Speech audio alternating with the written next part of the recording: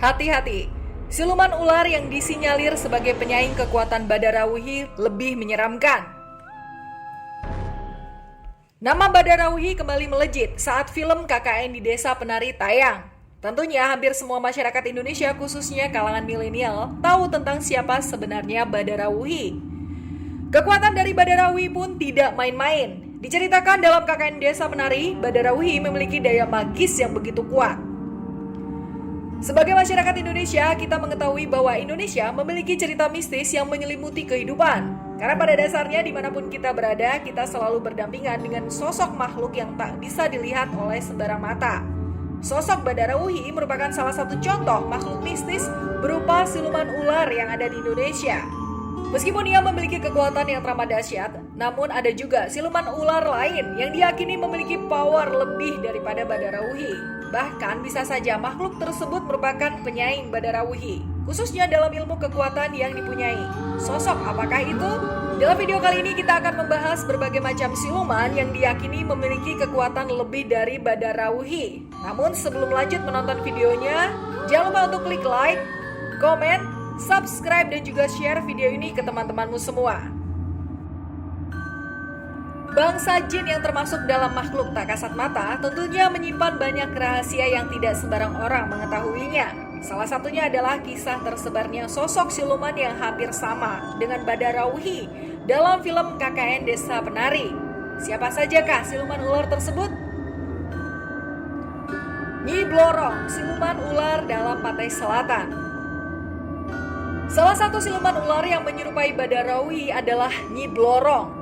Beberapa mempercayai bahwa kehadiran Nyi Blorong merupakan sosok panglima cantik dan juga kuat dari pantai selatan daerah Jawa. Nama Nyi Blorong sejatinya telah diagung-agungkan oleh banyak makhluk di daerah selatan Jawa. Meskipun disebut sebagai sosok panglima cantik, akan tetapi ia memiliki badan yang setengahnya adalah perwujudan dari ular besar.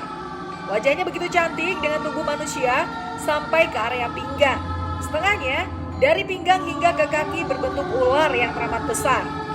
Perwujudannya sama seperti Badarawuhi dalam film KKN di Desa Penari. Meskipun perwujudannya sama, namun beberapa orang mempercayai bahwa kesaktian dari Nyi Blorong melebihi Badarawuhi sendiri. Apalagi saat bulan purnama menunjukkan keindahannya. Ya, saat bulan purnama tiba, Nyi Blorong berubah sepenuhnya menjadi perempuan yang teramat cantik. Selain itu, ia pun bisa berubah wujud menjadi ular raksasa dengan panjang mencapai 50 meter. Siluman ular berjengger. Beberapa masyarakat Indonesia mempercayai bahwa siluman ular ini akan menampakkan dirinya pada saat banjir. Ia pun kerap muncul disertai dengan hujan yang teramat lebat. Beberapa sumber menceritakan bahwa siluman ular berjengger tempat aslinya adalah di sungai-sungai di Jawa Timur. Untuk masyarakat Jawa Timur pastinya tidak asing lagi apabila sesepuh mereka menceritakan tentang ular berjengger yang memiliki kulit gelap tajam dengan jengger merah yang berada di kepalanya.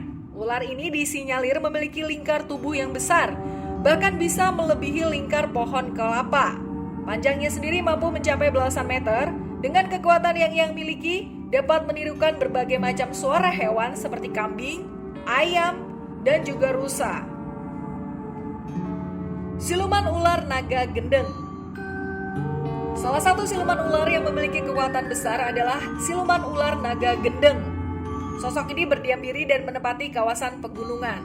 Siluman yang kerap menampakkan diri di tengah sungai kaki-kaki gunung gendeng ini biasanya muncul secara tiba-tiba tanpa adanya pertanda terlebih dahulu.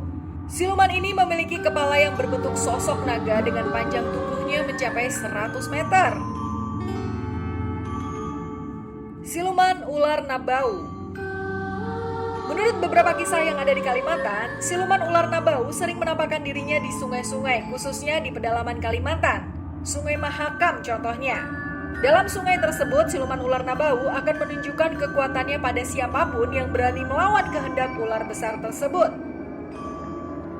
Siluman ular yang berasal dari Kalimantan ini bukan sosok kecil yang bisa dianggap sepele. Panjangnya saja hampir mencapai 50 hingga 80 meter.